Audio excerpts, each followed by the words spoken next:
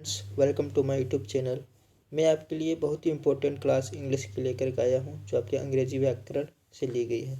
यह क्लास आपके SSC GT, MTS, UPP, पेट और ऑल एग्जाम्स जिसमें अंग्रेजी व्याकरण पूछी जाती है, बहुत इंपॉर्टेंट क्लास है। आप आज का टॉपिक है आपका पार्ट्स ऑफ स्पीच। हम बताएंगे कि ये पार्ट्स ऑफ स्पीच कितने प्रकार के होते हैं, क्या होते हैं, इनकी सब पर चर्चा करेंगे।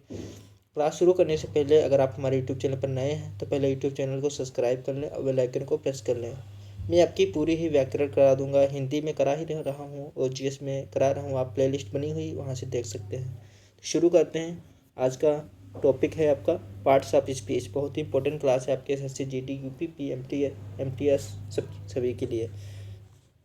शुरू करने से पहले चैनल को सब्सक्राइब जरूर कर लीजिएगा। आइए देखते हैं पार्ट्स ऑफ स्पीच।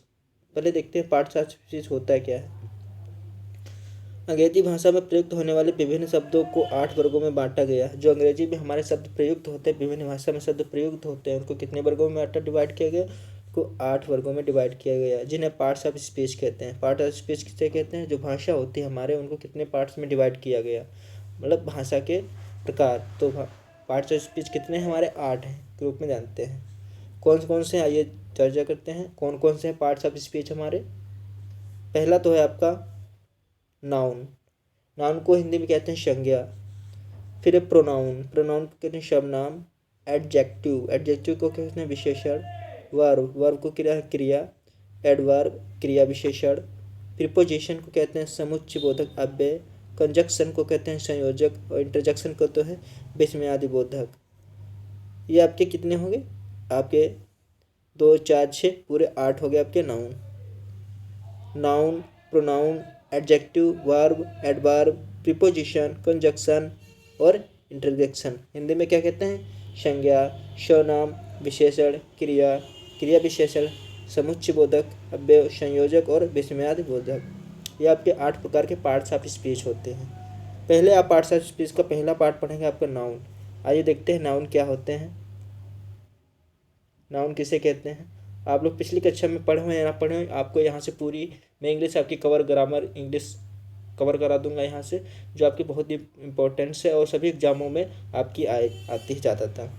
आइए देखते हैं नाउन। नाउन उस शब्द को कहते हैं जिसमें किसी वस्तु, स्थान, व्यक्ति, कार्य, अवस्था आदि का बोध होता है। तो नाउन किसे कहते हैं? नाउन या संज्ञा किसे कहते हैं? उस शब्द को कहते हैं जिसमें किसी वस्तु, स्थान, व्यक्ति, कार्य, अवस्था आदि का बोध होता है। यहाँ व्यक्ति या वस्तु, प्राणी या पदार्थ के साथ उनके धर्म और गुण का भी समावेश होता है। किसका किसका? यहाँ व्यक्ति या वस्तु में प्राणी या पदार्थ के साथ उनके धर्म और गुण का भी समावेश होता है। संज्ञा 5 प्रकार के होते हैं, जबकि नाउन होते हैं, नाउन कितने प्रकार के होते हैं? नाउन 5 प्रकार के होते हैं। ध्यान से क्लास को पढ़िएगा और देखिएगा, एक बार में नहीं 2 बार में समझ में ही आएगा। बहुत अच्छे से हमने समझाया इसके बारे में, आपको बहुत अच्छा पीडीएफ का टॉपिक है। पहला है प्रोनाउन। प्रोनाउन कहते हैं व्यक्तिवाचक संज्ञा। जिस शब्द द्वारा किसी विशेष व्यक्ति, वस्तु या स्थान का बोध होता है वो प्रॉपर नाउन कहलाता है। जैसे मोहन हो गया, टेबल हो गया, प्रयागराज आदि। इसमें व्यस्त क्या है? इसमें क्या क्या है? वस्तु है और व्यक्ति है और स्थान। क्या प्रॉपर नाउन किसे कहते हैं? व्यक्तिवाचक। जिस शब्द द्वारा किसी विशेष व्यक्ति, वस्तु, स्थान का बोध होता है उसे प्रॉपर नाउन कहलाता है। जैसे मोहन, टेबल, प्रयागराज आदि।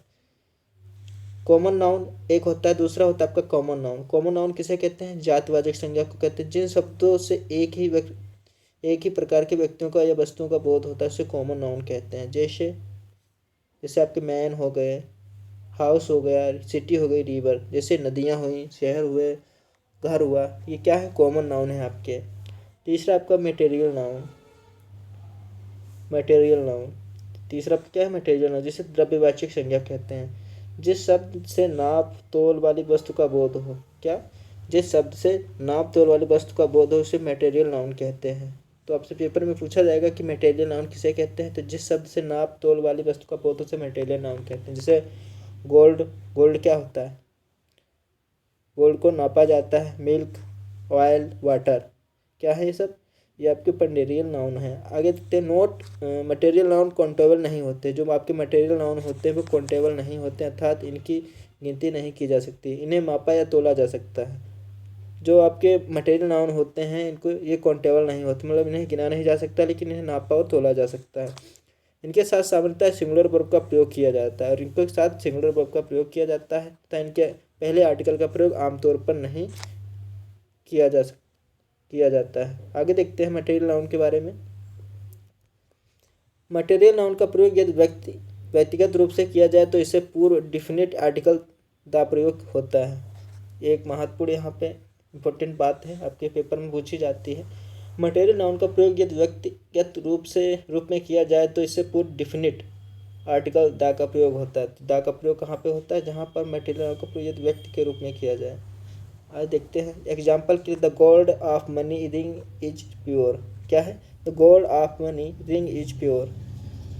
चौथा है आपका कलेक्टिव नाउन। कौन सा?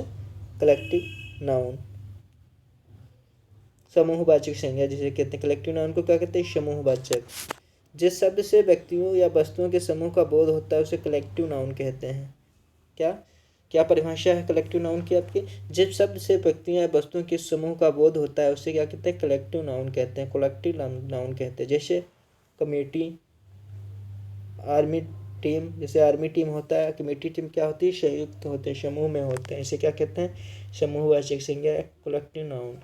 पांचवा है आपका एब्स्ट्रैक्ट नाउन, भाववाचक संज्ञा। एब्स्ट्रैक्ट नाउन का भाववाचक संज्ञा। जिस शब्द से व्यक्तियों या वस्तु के गुण, धर्म, दशा, व्यापार आदि का बोध होता है उसे एब्स्ट्रैक्ट नाउन कहते हैं या भाववाचक संज्ञा कहते हैं। भाववाचक संज्ञा क्या होती है? जैसे स्वीटनेस, मिठास, पॉवर्टी, ऑनेस्टी, ईमानदारी, ब्रेवी, यूथ। और कौन कौन से हैं? जैसे स्वीटनेस, एब्स्ट्रैक्ट नाउन के एग्जाम्पल कौन है? स्वीटनेस हुआ, पॉवर्टी हुई, ऑनेस्टी, ब्रेवेरी, यूथ आदि। नोट में कुछ बताया गया। एब्स्ट्रैक्ट नाउन ऐसे गुण हैं, भाव, क्रिया एवं अवस्था को व्यक्त करता है जिन्हें फिजिकली टच नहीं किया जा सकता, देखा नहीं जा सकता, केवल महसूस किया जाता है। और जो आपके एब्स्ट्रैक्ट नाउन होते हैं उनको क्या महसूस किया जा सकता है लेकिन फिजिकली टच नहीं किया जा सकता है। दूसरा, एब्स्ट्रैक्ट नाउन का प्रयोग सामान्यतः सिंगुलर में किया जाता है। किसमें? सिंगुलर में किया जाता है। एब्स्ट्रैक्ट नाउन का प्रयोग सामान्यतः सिंगुलर में किया जाता है। आइए देखते हैं other kinds of noun, countable noun और अनकाउंटेबल नाउन। पहला है हिंदी एवं अंग्रेजी के नाउन के प्रयोग में अंतर यह है कि जहाँ हिंदी में संज्ञा का प्रयोग लिंग विचार की दृष्टि से कठिन है तो वचन की दृष्टि से सरल। अंग्रेजी में नाउन के प्रयोग के लिए लिंग, जेंडर, विचार दृष्टि से सरल है। क्या बात बताई गई काइंड्स ऑफ नाउन में?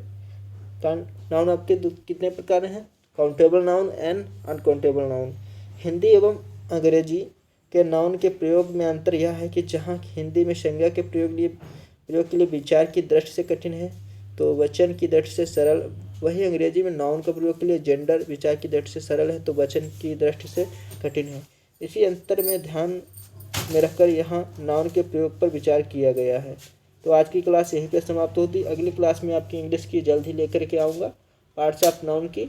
तो चैनल को सब्सक्राइब कीजिएगा, बेल आइकन को प्रेस कीजिएगा। जय हिंद।